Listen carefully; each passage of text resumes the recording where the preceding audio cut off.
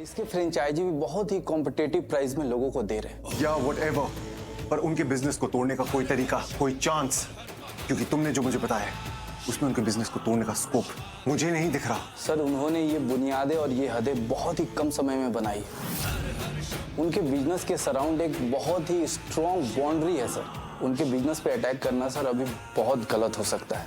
उन्हें देखकर ऐसा लगता है सर कि वो अपने राइवल बिजनेसमैन को फेस करने के लिए एकदम रेडी है सर।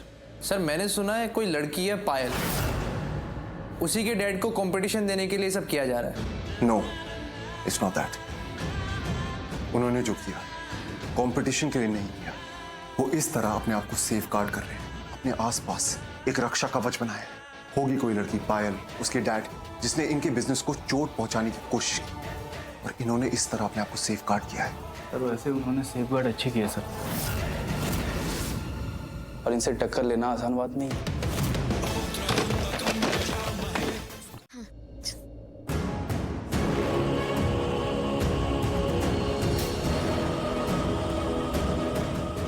प्रार्थना, मुझे दिखा रहा।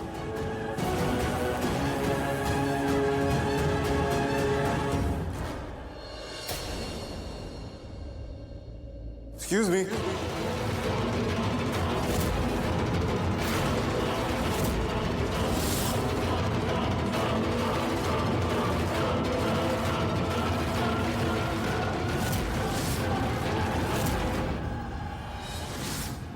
एक अमीर आदमी से शादी करने के लिए तेरी माँ तुझे और तेरे डैड को छोड़ के चली गई थी।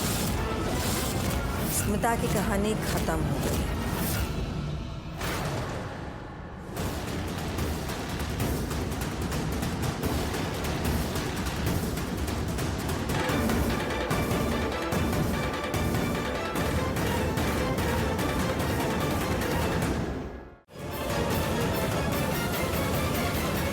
जब आपने मुझे ब्लेस किया तो मैंने जैसे रिएक्ट किया वो गलत था।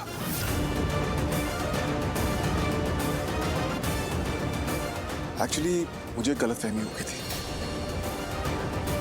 मैंने आपको कोई और समझ लिया था। गलती से गलती हो गई। प्लीज मुझे माफ कर दीजिए। I am really very sorry. Smita, बेचारा माफी मांग रहा है, माफ कर दो।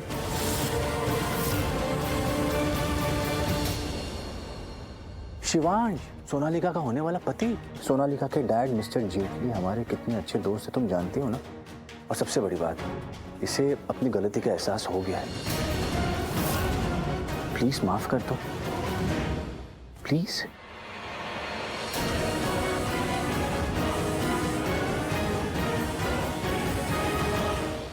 इसका मतलब आपने मुझे माफ कर दिया? हाँ, लेकिन तुमने कहा इसलिए नहीं।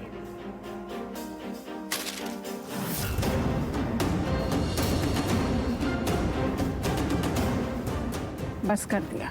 Thank you. तुम मुझे मेरे संगीत में मिले थे, तुम यहाँ कैसे? मेरा बेटा है ये।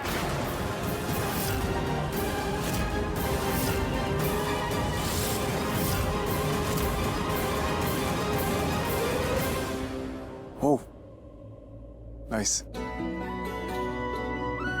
आओ बेटा, मैं तुम्हें सबसे मिलाती हूँ।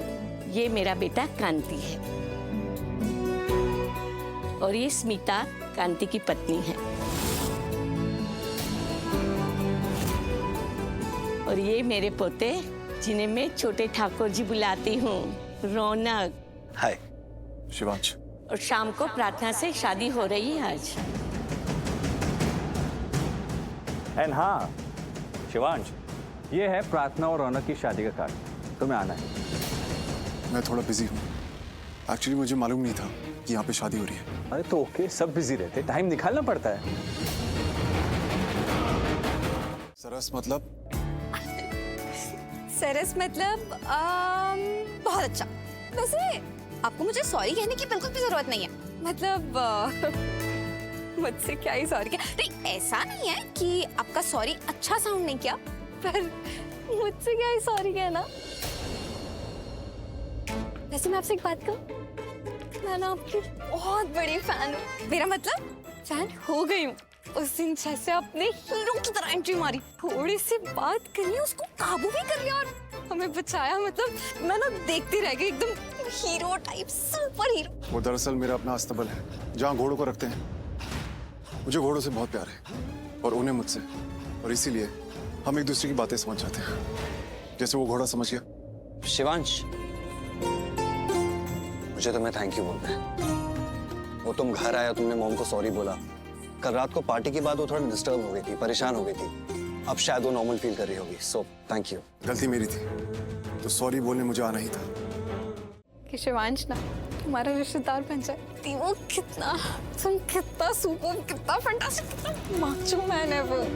पागल हो गई है गायत्री, मैंने तुझसे पहले भी कहा था ना, उसका रिश्ता पहले से ही जुड़ चुका है। अगर जुड़ चुका है तो फिर से टूट भी तो सकता है ना। देख, गलत कर रही है गायत्री, गलत तो गलत ही सही, लेकिन मैंने तो अब ये टूटती तारे से मांग ही लिया कि शिवांश हमारा रिश्तेदार बन जाए। और देख, सिर्फ मैं ही नहीं, पूरी कायनात भी यही चाहती है और भगवान जी भी यही चाहते हैं। तभी तो मुझे इतने टूटते तारे दिख रहे हैं। ये तारे ना इसीलिए टूट रहे हैं ताकि मेरी विश पूरी कर सके, वरना पहले कहाँ दिखते थे मुझे ये टूटते तारे। आप पता, कुछ भी कह लो दी, फिर भगवान भी यही चाहते हैं।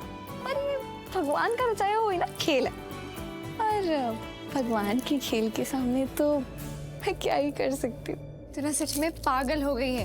क्या करूँ दी, ये दिल तो पागल है। शिवांश ना अब इस दिल को बहुत अच्छा लगने लग गया।